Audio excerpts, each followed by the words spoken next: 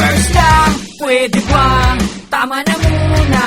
Magpapahinga lang saglit dahil nakakapagod na. Ang araw-araw na palagi ko na lang nadarama. Puro na lang baka lungkutan na palagi kong kasama. Nakalimutan ko na ang pakiramdam ng masaya. Di na yata ako dito makakalaya.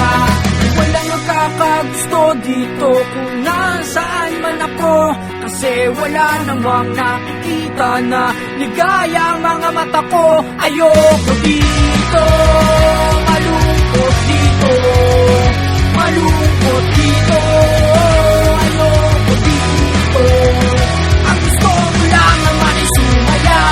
Ang saya na walang kagaya. Malungkot dito, di ko na kaya. Sana ay matagpuan ko na ang tuloy na ligaya. Lagi na lang nanggugulo sa aking isipan, parang wala na yata itong katapusan. Di makausap ng matino, laging nakatulala. Pilit kong inaangat ang bigat problema kong dala. Ilang beses inisip na subuan ng paglaban. Pinipilit na lang lumabang kahit nahihirapan. Bakit pa lagi na lang panalo ang kalungkutan? Hindi ba pwede na puro na lang kaligayahan?